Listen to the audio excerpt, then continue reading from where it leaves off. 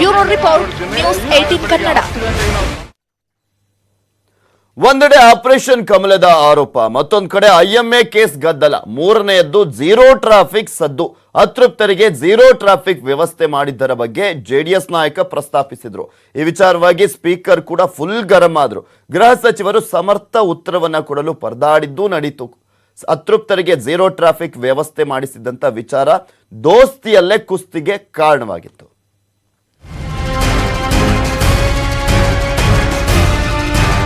ಅತೃಪ್ತರ ಈ ಮಿಂಚಿನ ಓಟದ ವಿಚಾರ ಸದನದಲ್ಲಿ ದೊಡ್ಡ ಸದ್ದು ಮಾಡಿತು. ಜುಲೈ 11ರಂದು ಮುಂಬೈನಿಂದ ವಿಮಾನ ಹತ್ತಿ HALನಿಂದ ಬಸ್ ಹಿಡ್ಕೊಂಡು ವಿಧಾನಸೌಧಕ್ಕೆ ಓಡೋಡಿ ಬಂದು ರಾಜೀನಾಮೆ ಸಲ್ಲಿಸಿದ್ರು. ಸಂಜೆ 4 ಗಂಟೆಗೆ ಮುಂಬೈ ಬಿಟ್ಟವರು 6 ಗಂಟೆ 5 ನಿಮಿಷಕ್ಕೆ ಸ್ಪೀಕರ್ ಕಚೇರಿ ತಲುಪಿದ್ದವರು ಟ್ರಾಫಿಕ್ ಫ್ರೀ ವ್ಯವಸ್ಥೆಯಲ್ಲಿ ಓಡೋಡಿ ಬಂದಿದ್ರು. ಅತೃಪ್ತರು ಝೀರೋ ಟ್ರಾಫಿಕ್ ವ್ಯವಸ್ಥೆಯಲ್ಲಿ ಏದುಸಿರು ಬಿಡುತ್ತಾ ಓಡೋಡಿ ಬಂದ ವಿಚಾರದ ಬಗ್ಗೆ ಜೆಡಿಎಸ್ ಶಾಸಕ AT ರಾಮಸ್ವಾಮಿ ಪ್ರಸ್ತಾಪಿಸಿ ತರಾಟೆಗೆ ತೆಗೆದುಕೊಂಡ್ರು. ಅರಾಜಕತೆಯನ್ನ ಸೃಷ್ಟಿ ಮಾಡತಕ್ಕಂಥವ್ರೆ ಈ ತರ ಝೀರೋ ಟ್ರಾಫಿಕ್ ಕೊಡೋದಾದ್ರೆ ಶಿಷ್ಟಾಚಾರವನ್ನ ಉಲ್ಲಂಘನೆ ಮಾಡಿ ನಾಳೆ ಇನ್ನೊಬ್ರು ಇದೇ ತರ ಕೆಲಸ ಮಾಡ್ತಾರೆ, ಕೊಡಿಸ್ತೀರೇನು? ಯಾರೋ ಒಬ್ಬ ಗರ್ಭಿಣಿ ಸ್ತ್ರೀ ದಾರಿ ಮಧ್ಯೆ ರಕ್ತಸ್ರಾವ ಆಗ್ತಿದೆ, ಜೀವ ಹೋಗ್ತಾ ಬರ್ತೋ ಅನ್ನೋ ಸಂದರ್ಭ ಇದೆ, ಅವರಿಗೆ ಝೀರೋ ಟ್ರಾಫಿಕ್ ಮಾಡ್ಕೊಂಡಿದ್ರೆ ಮಾಡ್ಕೊಡ್ತೀರಾ? ಯಾರೋ ಕೈ ಕಾಲು ಮುರಿದು ಹೋಗಿದ ಆಕ್ಸಿಡೆಂಟ್ ನಲ್ಲಿ ಅವನಿಗೆ ಝೀರೋ ಟ್ರಾಫಿಕ್ ಮಾಡ್ಕೊಂಡಿದ್ರೆ ಮಾಡ್ಕೊಡ್ತೀರಾ? ಈ ಬಗ್ಗೆ ಸ್ಪಷ್ಟನೆ ಕೊಡಲು ಗೃಹ ಸಚಿವ MB ಪಾಟೀಲ್ ಎದ್ದು ನಿಂತರು. HL ಏರ್ಪೋರ್ಟ್ ನಿಂದ ತಮಗೆ ಬಂದು ಏನು ತಮ್ಮ ರಾಜೀನಾಮೆ ಸಲ್ಲಿಸಬೇಕು ಅಂತ ಹೇಳಿ ಸುಪ್ರೀಂ ಕೋರ್ಟ್ ಏನು ಆದೇಶ ಮಾಡಿದ್ರು 6 ಗಂಟೆಗೆ.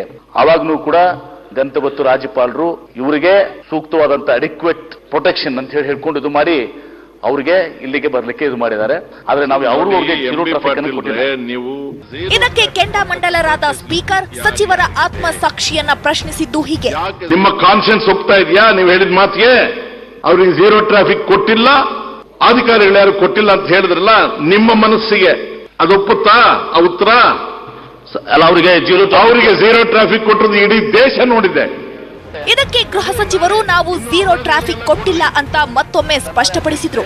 ಸ್ಪಷ್ಟವಾಗಿ ಹೇಳ ಬಯಸ್ತೇನೆ, ಝೀರೋ ಟ್ರಾಫಿಕ್ ಅವರಿಗೆ ಕೊಟ್ಟಿಲ್ಲ.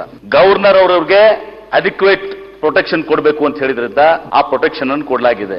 ಅವರು HL ಏರ್ಪೋರ್ಟ್ ಇಂದ ನನ್ನ ಪ್ರಕಾರ ನಾನು ಇದು ಮಾಡ್ಬೇಕಾದ್ರೆ HL ಏರ್ಪೋರ್ಟ್ ಇಂದ ಇಲ್ಲಿಗೆ ಬರಬೇಕಾದ್ರೆ 40 ನಿಮಿಷ ಸಮಯ ತಗೊಂಡಿದೆ. ಹೀಗಾಗಿ ಅವರಿಗೆ ಝೀರೋ ಟ್ರಾಫಿಕ್ ಕೊಟ್ಟಿಲ್ಲ. ಗೃಹ ಸಚಿವರ ಮಾತಿಗೆ ಸಿಡಿಮಿಡಿಗೊಂಡ AT ರಾಮಸ್ವಾಮಿ ಮತ್ತೆ ಸಿಡಿದೆದ್ರು. ಒಬ್ಬ ಗೌರವಾನ್ವಿತ ಗೃಹ ಸಚಿವರು ಸದನದಲ್ಲಿ ಸರ್ಕಾರದ ಪರವಾಗಿ ಉತ್ತರ ಕೊಡುವಾಗ ಹಸಿ ಸುಳ್ಳನ್ನು ಹೇಳಿದ್ರು ಕೂಡ ನಾವು ಕೇಳ್ಕೊಂಡು ಹೋಗೋದಾದ್ರೆ ಯಾಕೆ ಸದನಕ್ಕೆ ಬರ್ಬೇಕು ಹೇಳಿ?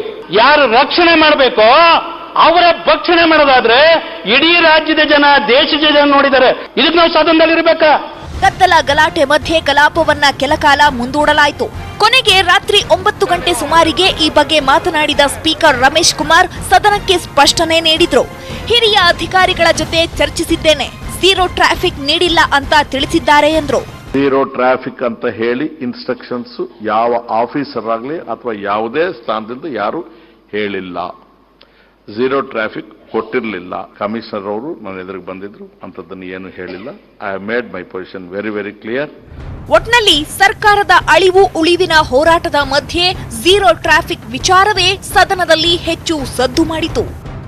Bureau report, news 18 Kannada. ಇನ್ನು ಮುಂಬೈನಲ್ಲಿರುವಂತಹ ಅತೃಪ್ತರನ್ನ ಕರೆದುಕೊಂಡು ಬರೋಕೆ ದೋಸ್ತಿ ನಾಯಕರು ಪರದಾಟವನ್ನ ಮಾಡ್ತಾ ಇದ್ದಾರೆ. ಖುದ್ದು CM ಕೂಡ ಚರ್ಚೆ ಮಾಡೋಕೆ ಆಹ್ವಾನವನ್ನು ನೀಡಿದ್ರು. ಆದ್ರೆ ಇದಕ್ಕೆ ಕ್ಯಾರೆ ಅಂದಿಲ್ಲ ಅತೃಪ್ತರು. ಈಗ DK ಶಿವಕುಮಾರ್ ವಿಪ್ಪಸ್ತ್ರ ಬಳಕೆ ಮಾಡಿದ್ದು 11 ಗಂಟೆಯೊಳಗೆ ಬರ್ದಿದ್ರೆ ಕ್ರಮ ಕೈಗೊಳ್ಳಲಾಗುತ್ತೆ ಅಂತ ಖಡಕ್ ಎಚ್ಚರಿಕೆಯನ್ನ ಬೇರೆ ಕೊಟ್ಟಿದ್ದಾರೆ.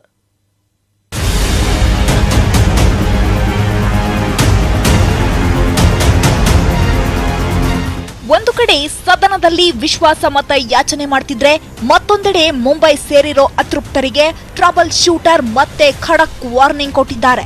ವಿಪ್ ಅಸ್ತ್ರವನ್ನ ಗುರಿಯಾಗಿಸಿಕೊಂಡಿರೋ ದೋಸ್ತಿ ನಾಯಕರು ಪದೇ ಪದೇ ರೆಬಲ್ಸ್ ನಾಯಕರಿಗೆ ವಿಪ್ ಜಾರಿ ಮಾಡೋ ಬಗ್ಗೆ ಎಚ್ಚರಿಕೆ ಸಂದೇಶ ರವಾನೆ ಮಾಡ್ತಿದ್ದಾರೆ.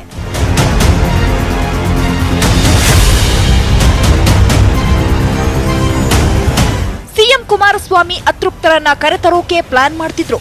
ನಿಮ್ಮ ಜೊತೆ ಚರ್ಚಿಸೋಕೆ ನಾನು ಸಿದ್ಧನಿದ್ದೇನೆ ಅನ್ನೋ ಮೂಲಕ ರೆಬಲ್ಸ್ನ ಸೆಳೆಯೋ ಪ್ರಯತ್ನ ಮಾಡಿದ್ರು. ಆದ್ರೆ ಸಿಎಂ ಮಾತಿಗೆ ಸೊಪ್ಪು ಹಾಕದ ಅತೃಪ್ತ ಶಾಸಕರು ಸದನದಿಂದ ದೂರ ಉಳಿಯುವುದಾಗಿ ಖಡಕ್ ಸಂದೇಶ ರವಾನೆ ಮಾಡಿದ್ರು. ಇದರ ಬೆನ್ನಲ್ಲೇ ಸದನ ಕಲಾಪ ನಡೆಯುವಾಗಲೇ ಆಚೆ ಬಂದ ಡಿಕೆ ಶಿವಕುಮಾರ್ ಮುಂಬೈನಲ್ಲಿರೋ ಅತೃಪ್ತರಿಗೆ ಸಂದೇಶ ರವಾನಿಸಿದ್ರು. ಇಂದು 11 ಗಂಟೆಯೊಳಗೆ ನೀವೆಲ್ಲರೂ ಬನ್ನಿ. ಅತೃಪ್ತರಿಗೆ ವಿಪ್ ನೀಡಲು ಸ್ಪೀಕರ್ ಹೇಳಿದ್ದಾರೆ. ನಿಮ್ಮ ಸ್ಥಾನ ಉಳಿಸಿಕೊಳ್ಳಲು ಇವತ್ತೇ ಕೊನೆ ಆಟ ಅಂದ್ರು. ಅಲ್ಲದೆ ಸಂಜೆಯೊಳಗೆ ಸ್ಪೀಕರ್ ತಮ್ಮ ಕೆಲಸ ಮಾಡ್ತಾರೆ. ಬಿಜೆಪಿ ನಿಮ್ಮ ಹಾದಿ ತಪ್ಪಿಸುತ್ತಿದೆ ಅಂತ ರೆಬಲ್ಸ್ಗೆ ಖಡಕ್ ಸಂದೇಶ ರವಾನಿಸಿ ಜೊತೆಗೆ ಸದನಕ್ಕೆ ಕರೆತರುವ ಪ್ರಯತ್ನ ಮಾಡಿದ್ರು. ನನ್ನ ಸ್ನೇಹಿತರು ಶಾಸಕರಿಗೆ ಹೇಳೋದಿಷ್ಟೇ, ನೀವೆಲ್ಲ ಮಂತ್ರಿ ಆಗಬೇಕು ಅಂತ ಆಸೆ ಪಟ್ಟಿದ್ದೀರಿ. ಬಿಜೆಪಿ ಸ್ನೇಹಿತರು ನಿಮಗೆ ಅವ್ರಿಗೇನು ಅನುಕೂಲ ಬೇಕೋ ನೀವು ಮಾಡಿಕೊಡ್ತಾ ಇದ್ದೀರಿ. ನಿಮ್ಮ ಸದಸ್ಯತ್ವ ಸ್ಥಾನವನ್ನು ಕಳ್ಕೊಳ್ಳುವಂಥ ಎಲ್ಲ ಲಕ್ಷಣಗಳು ನಾಳೆ ಸ್ಪೀಕರ್ ಅವರು ತೀರ್ಮಾನವನ್ನು ಮಾಡಲಿಕ್ಕೆ ಅವಕಾಶ ಇದೆ. ಇನ್ನು ಕಾಂಗ್ರೆಸ್ ನಾಯಕರು ರೆಬಲ್ಸ್ ವಿರುದ್ಧ ಕ್ರಮ ಕೈಗೊಳ್ಳುವಂತೆ ನೋಟಿಸ್ ನೀಡಿರುವ ಹಿನ್ನೆಲೆಯಲ್ಲಿ ಸ್ಪೀಕರ್ ರಮೇಶ್ ಕುಮಾರ್ ಇಂದು ಸುಪ್ರೀಂ ಕೋರ್ಟ್ಗೆ ಅಫಿಡವಿಟ್ ಸಲ್ಲಿಸೋ ಸಾಧ್ಯತೆ ಇದೆ. ಈಗಾಗಲೇ ಸ್ಪೀಕರ್ ಅಫಿಡವಿಟ್ ಸಿದ್ಧಪಡಿಸಿದ್ದು ಸಲ್ಲಿಕೆ ಮಾಡಲಿದ್ದಾರೆ. Bureau report, news 18 Kannada.